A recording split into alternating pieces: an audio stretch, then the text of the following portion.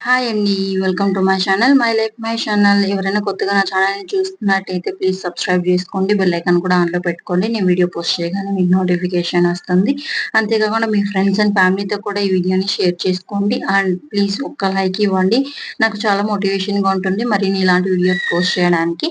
So, మన రొటీన్‌గా చేసుకునే కూరలు అలా కాకుండా ఎప్పుడైనా ఇది ఒక్కసారి ట్రై చేయండి. మీకు చాలా నచ్చుతుంది.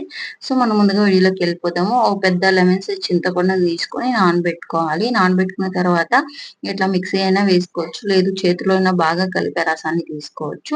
నేను ఇలా మిక్సీ పెట్టుకున్నాను. ఇప్పుడు చింతపండు నానబెట్టుకున్న వాటర్‌లోకి ఈ మిక్సీ పట్టుకున్న చింతపండుని కూడా వేసుకొని బాగా కలుపుకోవాలి. ఇట్లా కలుపుకున్న తర్వాత ఏదైనా తొక్కు అలా ఉంటే తీసేసి పక్కన పడేసి ఈ రసాన్ని పక్కన పెట్టుకోవాలి. సో, ఇప్పుడు మిగిలిన ప్రాసెస్ కోసం కడాయి పెట్టుకొని 2 టేబుల్ స్పూన్ దాకా ఆయిల్ వేసుకొని, 1 టీ స్పూన్ దాకా జీలకర్ర, 1 టీ స్పూన్ దాకా సాసులు, 2 టేబుల్ స్పూన్ దాకా పచ్చిశనగపప్పు, 2 టేబుల్ స్పూన్ దాకా వేరుశనగ గింజలు కూడా వేసుకొని దూరగా వేయించుకోవాలి.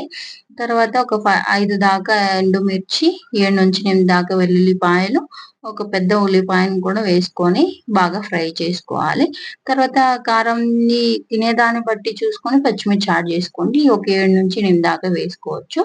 సో, అలాగే కొద్దిగా కరివేపాకు కూడా వేసుకొని మరి కాసేపు ఫ్రై చేసుకున్నాక ఒక చిన్న టమాటాని ఇట్లా సన్నగా తరిగేసి వేసుకొని మరి కాసేపు ఫ్రై చేసి ఒక హాఫ్ టీ స్పూన్ దాకా పసుపు వేసుకోవాలి. ఒక టీ స్పూన్ దాకా మెంతి పొడి, హాఫ్ టీ స్పూన్ దాకా వేయించిన జీలకర్ర పొడి వేసుకొని బాగా వేయించుకున్న తర్వాత ఈ చింతపండు రసాన్ని కూడా వేసేసుకొని వాటర్ అయితే చూసుకొని వేసుకోండి. చిక్కగా కావాలన్నా, పలుచగా కావాలన్నా దాన్ని బట్టి యాడ్ చేసుకోండి.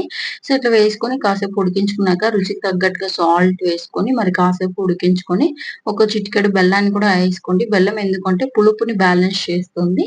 సో, చాలా టేస్టీగా ఉంటుంది. ఈ స్టేజ్‌లో మీరు ఉప్పు, కారం, పులుపుని కూడా అడ్జస్ట్ చేసుకోండి. ఒక 5 మినిట్స్ అలా బాగా ఉడికించుకొని కొత్తిమీర కూడా వేసుకొని కలిపేసి దించుకున్నారంటే చింతపులుసు అయితే రెడీ అయిపోయింది. మేబీ అందరూ పచ్చి పులుసు గురించి వినుంటారు గానీ చింతపండు పులుసయితే వినుండరు. ఇది పులిహోర లాగే బట్ ఇది డిఫరెంట్‌గా ఉంటదండి టేస్టు. సో, ఇది కూడా ఖచ్చితంగా ఒకసారి మీరు ట్రై చేయండి. మీకు చాలా చాలా నచ్చుతుంది. ఇది మనం రైస్‌లోకి, రాగి సంగట్లోకి బెస్ట్ కాంబినేషను. ఎప్పుడైనా మనకి ఫీవర్ అలా వచ్చి నోరు బాలేనప్పుడు అండ్ పులుపుని బాగా ఇష్టపడే వాళ్ళైతే ఈ రెసిపీని ఖచ్చితంగా ట్రై చేయండి. ఈ వీడియోకి ఇంతే.